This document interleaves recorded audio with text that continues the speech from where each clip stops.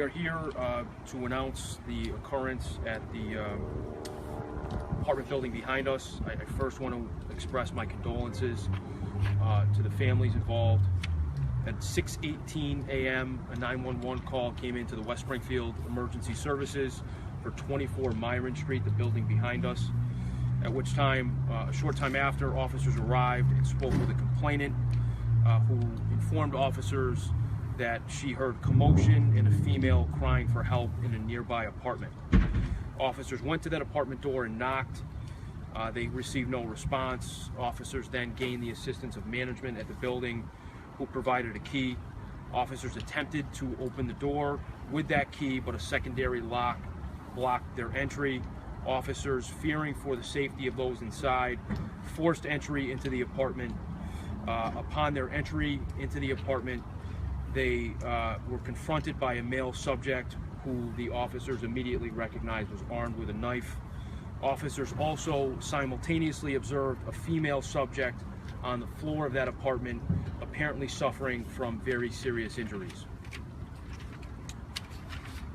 That male subject, a short time after the officers' entry into the apartment, charged at the officers aggressively with the knife in hand.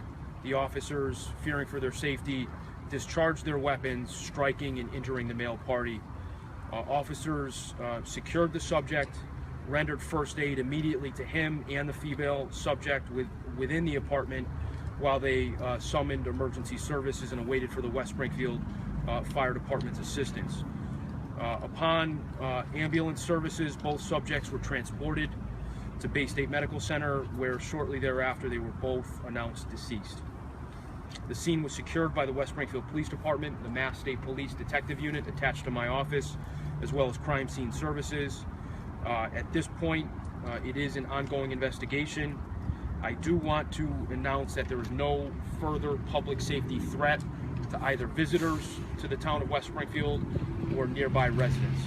There will be a succeeding appropriate use of force investigation conducted by my office, the Hamden District Attorney's Office, along with the assistance of the Massachusetts State Police. Those are all the details at this time. Where were they hit? When it comes to the woman who was the victim, where was she stabbed and where was the male shot? Those are details I'm not willing to release at this point. They were serious injuries to both parties, obviously causing their deaths.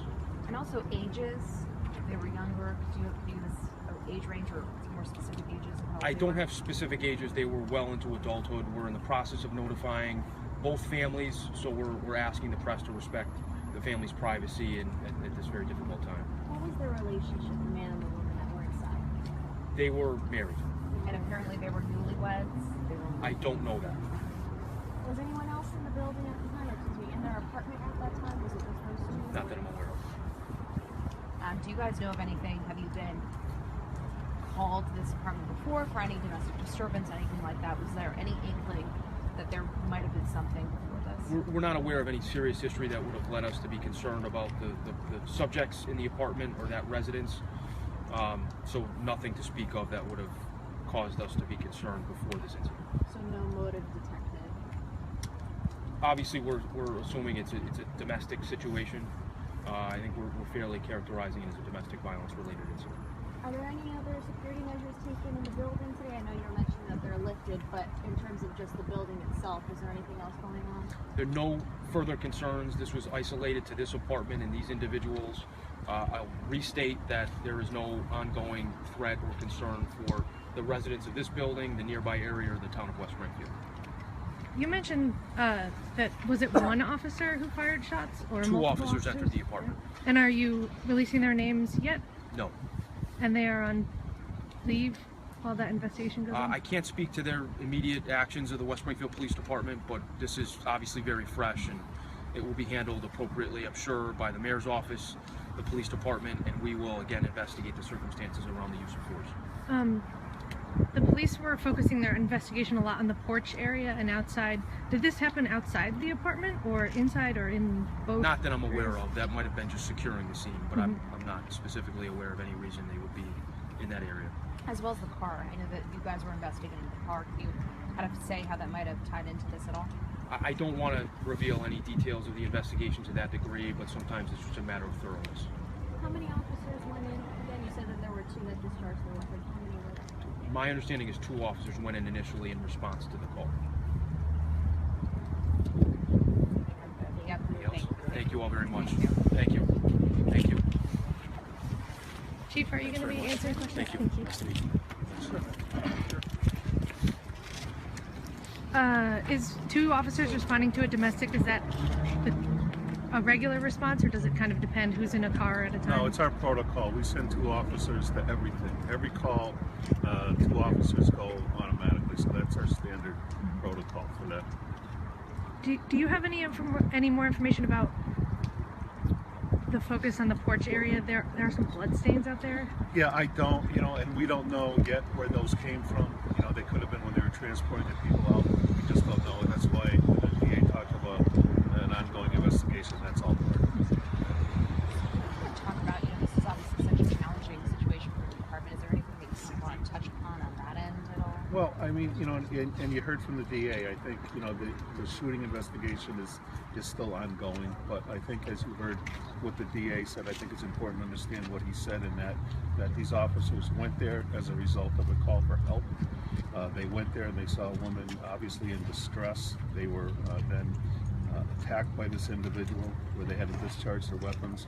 Not only that, but then after they did that, then they rendered first aid to both of them, and I think that's an important thing to distinguish here, is that they rendered first aid to both the victim and then to the perpetrator of the crime, and then in the attack on the officer. So they started their medical training immediately thereafter and then called for help. So I think that's important to understand, that they're doing multiple things all within seconds of something like this happening. So I think and we'll see what the outcome of the shooting with the DA's office does, but I'm confident that the officers did exactly what they're trained to do.